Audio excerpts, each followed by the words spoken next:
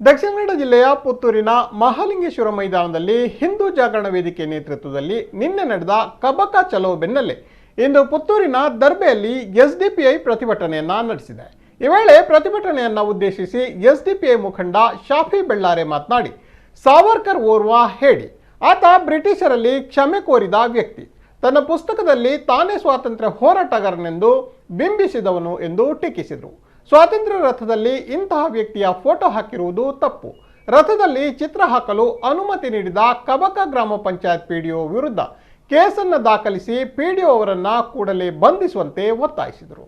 ಪಂಚಾಯತ್ ಅಧಿಕಾರಿಯನ್ನು ಬಂಧಿಸಿ, ಪಂಚಾಯತ್ ಅಧ್ಯಕ್ಷರನ್ನು ಬಂಧಿಸಿ, ಅಮಾಯಕರನ್ನು ಜೈಲಿಗೆ ಅಟ್ಟಿ, ದೇಶದ್ರೋಹಿಗಳನ್ನು ರಕ್ಷಿಸಲು ಹೊರಟ,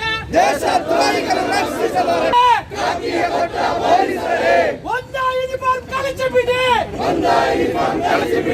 ಇಲ್ಲ ಅಮಾಯಕರನ್ನು ಬಿಟ್ಟು ಬಿಡಿ. ಸಾವರ್ಕರ್ ಬಗ್ಗೆ ಪುಸ್ತಕಗಳನ್ನ ನೀವು ನೋಡಿದ್ರೆ, ಸಾವರ್ಕರ್ ಬಗ್ಗೆ ಮೊದಲ ಬಾರಿಗೆ ಪುಸ್ತಕವನ್ನ ಬರೆದದ್ದು ಸ್ವತಃ ಸಾವರ್ಕರ್. ಪುಸ್ತಕವನ್ನ ಬರೆದು ಹೇಳಿದ್ದು ನಾನು ಸ್ವಾತಂತ್ರ್ಯ ಹೋರಾಟಗಾರ ಅಂತೇಳಿ. ಆದ್ರೆ ನೀವು ಇತಿಹಾಸವನ್ನ ತೆಗೆದು ನೋಡಿದ್ರೆ, ಸಾವರ್ಕರ್ನ ಇತಿಹಾಸ ಯಾವ ರೀತಿ ಇದೆ ಅಂತ ಹೇಳಿದ್ರೆ, ಮೊದಲಿಗೆ ಲಂಡನ್ ನಲ್ಲಿ ವಿದ್ಯಾಭ್ಯಾಸವನ್ನ ಮಾಡ್ತಾ ಇದ್ದಂತಹ ಸಂದರ್ಭದಲ್ಲಿ ಒಂದು ಪುಸ್ತಕವನ್ನ ಬರೆದರು ಬ್ರಿಟಿಷರ ವಿರುದ್ಧ ಪುಸ್ತಕವನ್ನ ಬರೆದ ಕಾರಣಕ್ಕೆ 25 ವರ್ಷಗಳ ಜೀವಾವಧಿ ಶಿಕ್ಷೆಯನ್ನ ಸಾವರ್ಕರ್ಗೆ ವಿಧಿಸಲಾಗ್ತದೆ. ಅಲ್ಲಿಂದ ಅಂಡಮಾನ್ ಜೈಲಿಗೆ ಅವರನ್ನ ಸ್ಥಳಾಂತರ ಮಾಡಲಾಗ್ತದೆ. ನ್ಯಾಯವನ್ನ ಇಲ್ಲಿ ಕೇಳ್ತಾ ಇದ್ದೇವೆ.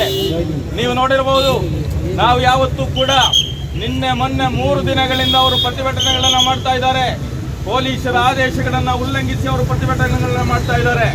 ನಾವು ಇವತ್ತು ಶಾಂತಿಯುತವಾಗಿ ಪ್ರತಿಭಟನೆಯನ್ನು ಇಲ್ಲಿ ಹಮ್ಮಿಕೊಂಡಿದ್ದೇವೆ ಅಂತ ಹೇಳುವಂಥದ್ದನ್ನ ಪೊಲೀಸ್ ಇಲಾಖೆಯವರು ಕೂಡ ಅರ್ಥ ಮಾಡಿಕೊಳ್ಬೇಕಾಗಿದೆ.